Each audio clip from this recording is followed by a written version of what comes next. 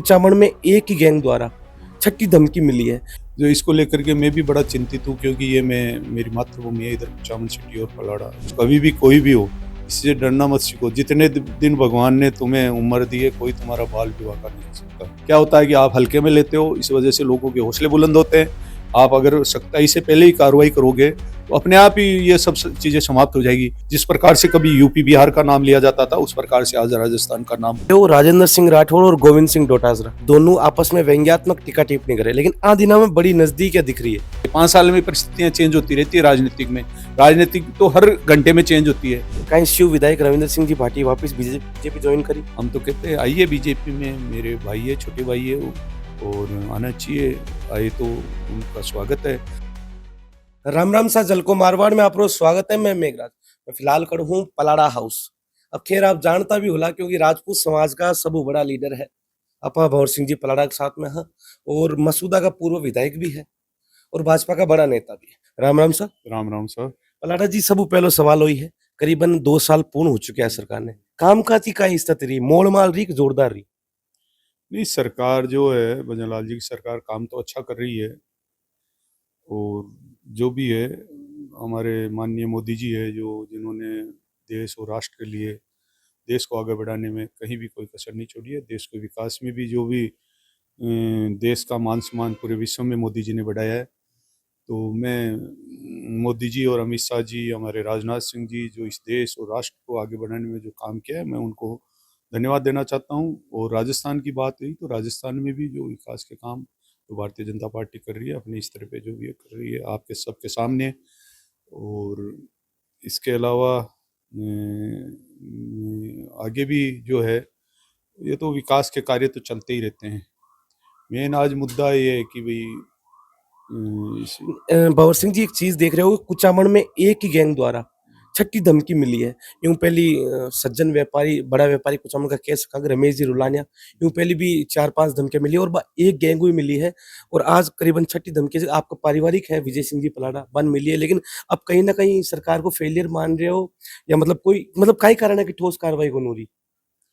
मैं जो पूर्व में भी कई बार हमारे जो कुचामन में थोड़ा सा बड़ा ही ऐसे आजकल जो बड़ी समस्या चल रही है, जो वसूली की, चौथ वसूली की, धमकियों की, जो इसको लेकर के मैं भी बड़ा चिंतित हूँ, क्योंकि ये मेरी मातृभूमि है इधर कुचामन सिटी और पलाड़ा। इसलिए मैं जब भी कभी आता हूँ, कभी कभार, तो मुझे भी ये सुनने को आता है, तो मुझे खुद को भी थोड़ा इस बात के लिए ऐसे लग रहा है। मैंने इस मुद्दे को लेकर के अभी जैसे पहले अपने रुलानिया जी का जो मर्डर हुआ था, उसके बाद में कईयों को धमकियां मिली।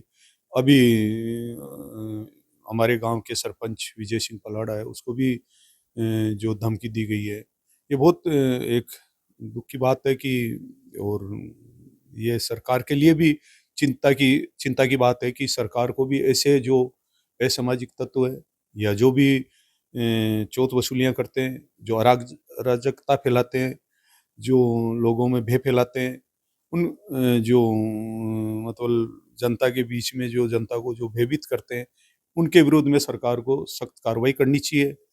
योगी जी की तरह, जिस प्रकार से योगी जी यूपी में जो भी बदमाश प्रवृत्ति के या और है, ऐसे लोगों के विरोध में जो सख्त कार्रवाई की है, वैसे ही मैं तो खुद योगी जी के पद-चिन्हों पे चलने वाला व्यक्ति हूँ राजनीतिक जीवन में।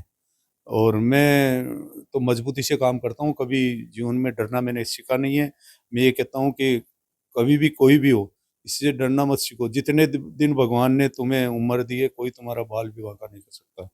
और मजबूती से सरकार को कदम उठाना चाहिए, पुलिस प्रशासन को मजबूती से कदम उठाना चाहिए। जो एक कुचामन सिटी में भय का वातावरण बना हुआ है, चाहे वो कोई भी ग्रुप हो, कोई भी ग्रुप है जो किसी को भी धमकी देता है या गलत कार्य करता है, तो उसके विरुद्ध में सख्त से सख्त कार्रवाई होनी चाहिए। चाहे वो किसी भी समाज का व्यक्ति हो, किसी भी जाति का व्यक्ति हो। अगर एक अपराधी की कोई जाति नहीं होती है, और अपराधी कोई भी होता है, उसके विरुद्ध में सख्त कार्रवाई होनी चाहिए। ये मैं सरकार से मांग करता हूँ, माननीय मुख्यमंत्री जी से मांग करता हूँ, और पुलिस प्रशासन से भी मांग करता हूँ। क्योंकि अगर आप ढिलाई बरतोगे तो धीरे-धीरे जो ये लोगों के हौसले बुलंद होते हैं, उस हौसले बुलंद होने से ये लोगों में मतलब आने वाले समय में बहुत बड़ा एक संकट का विषय हो सकता है। आप देख रहे हो कि अपराध की मामला है जगह बहुत ज्यादा देखने मिल रहा है, कुचामन, डीडवाना, सिक्कर। और आप जकी पार्टी वहां हो, पलाड़ा जी भी पार्टी की प्रदेश में सरकार है। और आप देख रहे हो मामला है जो काफी हर तक है बढ़ता जा रहा है। तो कोई जगह भी पार्टी में शीश ने तो करने वाला है बाऊ, कोई आप बातचीत हुई, वार्तालाप हुई? अगर बातचीत हुई है तो भी कहीं आश्वासन दिया आपने? मेरी बात है जो राजस्थान के डीजी साहब से बात हुई है, एडीजी क्राइम से बात हुई है, एडीजी एसओजी से बात हुई है।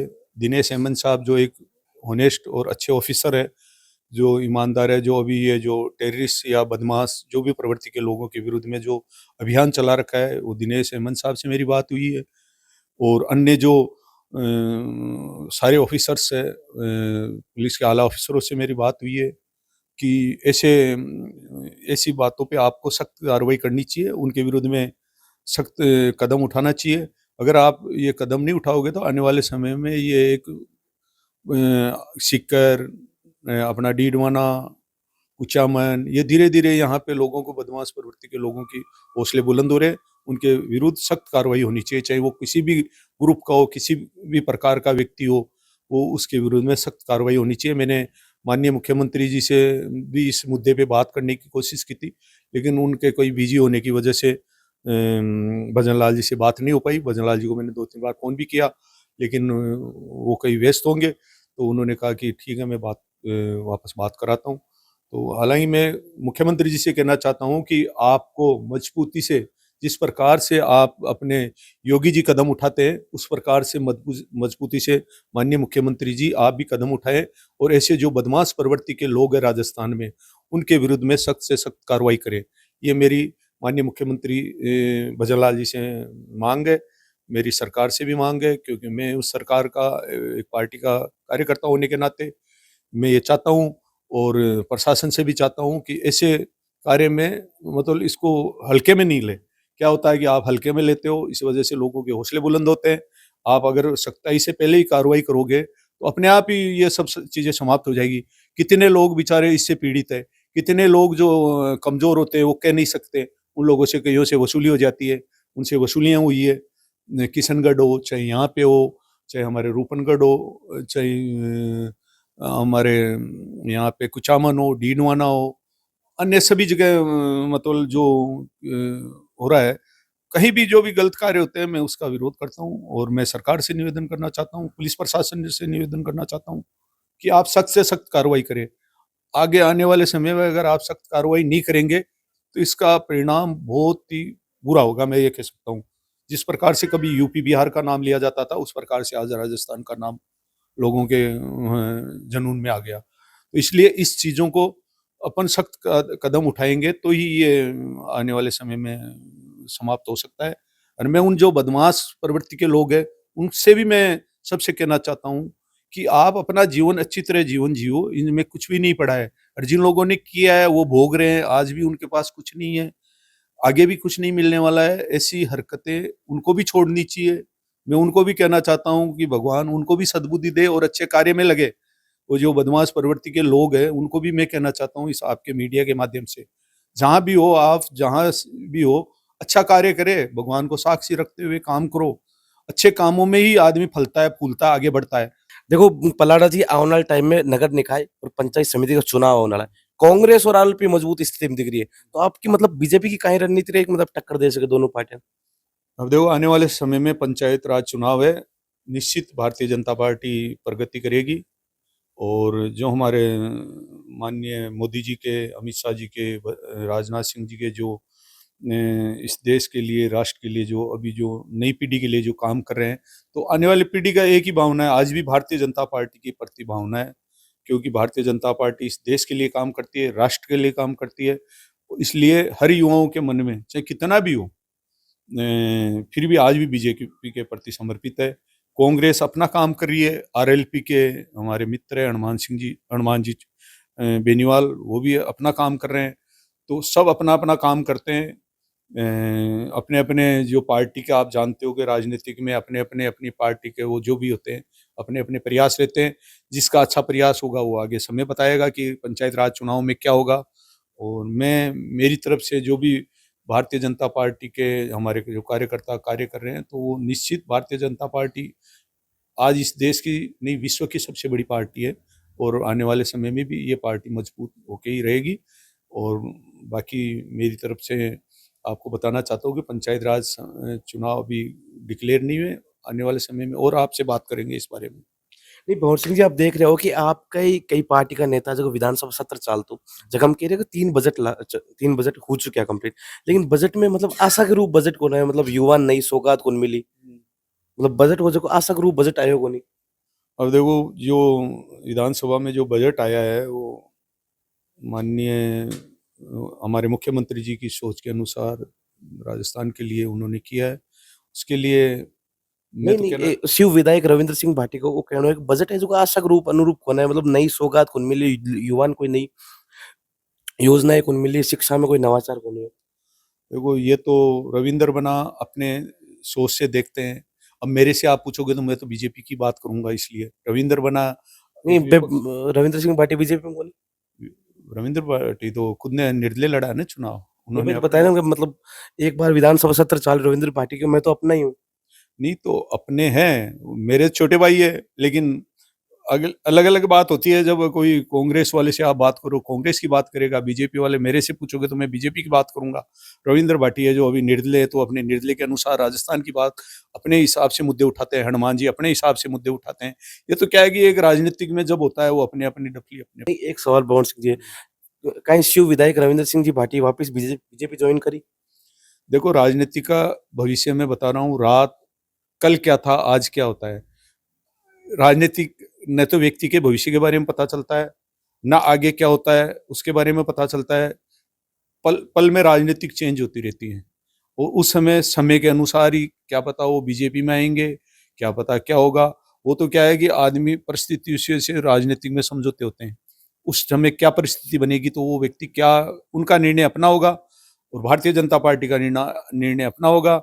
और अपने अपने निर्णय के अनुसार परिस्थितियों से सब समझौते होते हैं। आपने देखा है, हनुमान जी हमारी बीजेपी में से भी चुनाव लड़े, कांग्रेस से भी चुनाव लड़े, मतलब समर्थन से, बीजेपी के समर्थन से भी लड़े, कांग्रेस के समर्थन से भी लड़े। अब परिस्थिति क्या चेंज हो जाती है, 5 साल में परिस्थितियां चेंज होती रहती है राजनीतिक में। राजनीतिक तो हर घंटे में चेंज होती है। रात को क्या है, सुबह क्या होता है, उस में परिस्थिति को देखते हुए भी राजनीतिक में आगे कदम रखता है आदमी, और वो अपने खुद का हित देखते हुए राजनीतिक में अपना कदम रखता है। तो हो सकता है रविंद्र भाटी जी, हम तो कहते हैं आइए बीजेपी में, मेरे भाई है, छोटे भाई है वो, और आना चाहिए। आए तो उनका स्वागत है। बाकी हमारे पार्टी के जो उच्च नेता है वो उस बारे में देखें। और रविंद्र सिंह जी अपना कार्य कर रहे हैं, वो अच्छा कर रहे हैं, और हनुमान बेनीवाल भी कर रहे हैं तो वो भी अच्छा कार्य कर रहे हैं।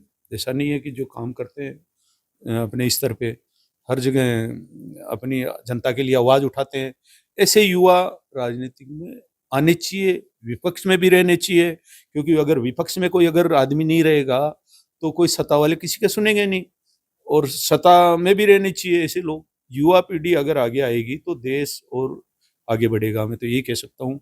इसलिए मेरी पार्टी मेरे हिसाब से काम कर, हमारे अपने अपने हिसाब से काम कर रही है, और उनकी पार्टी अपने हिसाब से कर रही है। जो जो लोग हैं अपने अपने हिसाब से काम कर रहे हैं। पलाड़ा जी एक एप्स्टीन फाइल आई है, जबकि फाइल माइन राजस्थान का उप मुख्यमंत्री दिया कुमारी के परिवार को जिक्र हो रही है, कितनी सच्चाई है?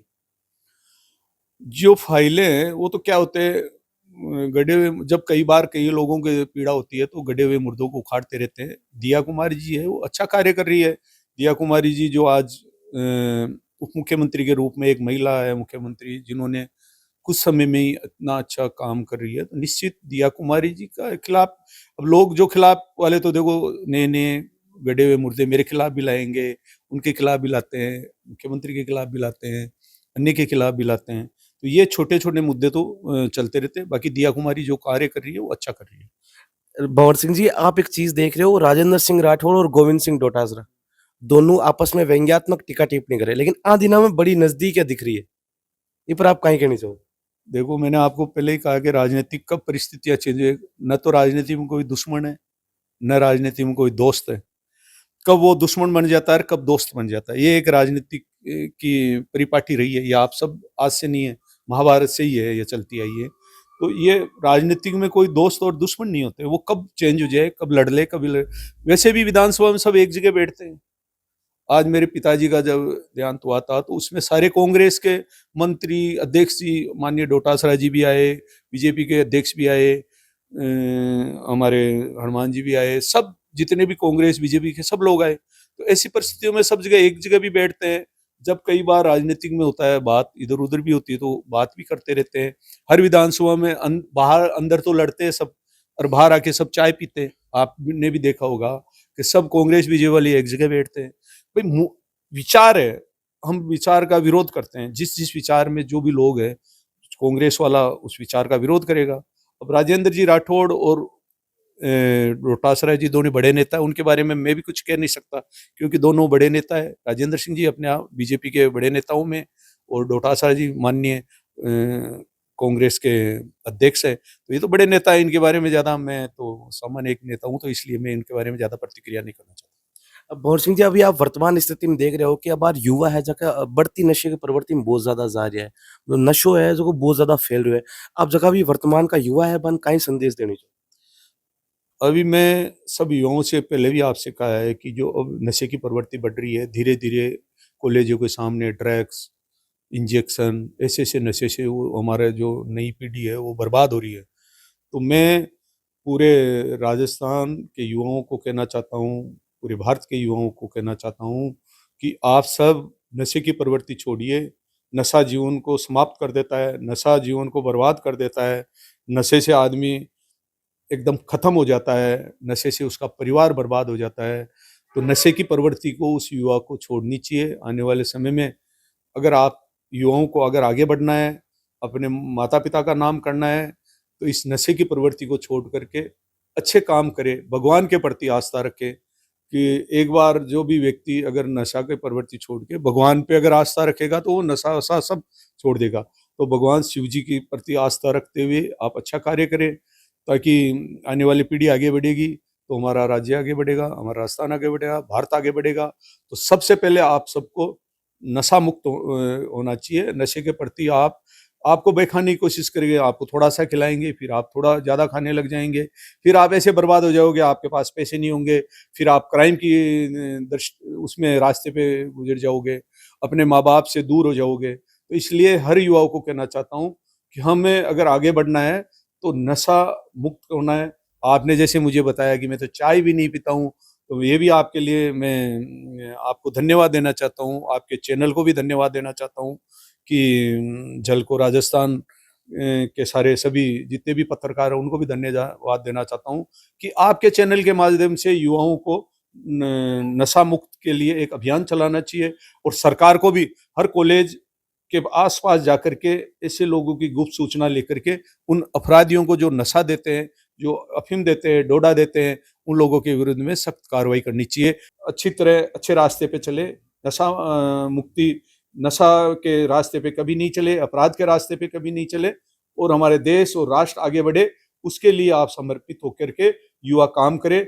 जिस प्रकार से कैसे देश आगे बढ़ सकता है, हमारा समाज आगे कैसे बढ़ सकता है, हमारे सभी समाज के एकजुट होकर के नशा के विरुद्ध में कार्य करना चाहिए। यही मैं आप सब के चैनल के माध्यम से कहना चाहता हूं, और धन्यवाद देना चाहता हूं आपके चैनल को कि आपने नशे के बारे में भी बात करी, आपने क्राइम के बारे में भी बात करी, और सब युवाओं के लिए आप उज्जवल भविष्य की भी बात करी। तो मैं आपके चैनल के माध्यम से सभी युवाओं के उज्जवल भविष्य की कामना करता हूँ। तो मेरे युवा आगे बढ़ेंगे तो देश आगे बढ़ेगा। धन्यवाद। आपका राजपूत समाज का बड़ा नेता और मसूदा पूर्व विधायक भंवर सिंह जी प्राणा बात करी नशा मुक्त राजस्थान और भी राजनीतिक लेवल पर कई मुद्दा उखाड़िया। भंवर सिंह जी कई जिक्र करियो है, आप खुद पूरा वीडियो में देखियो। धन्यवाद। जय राजस्थान, जय राजस्थानी।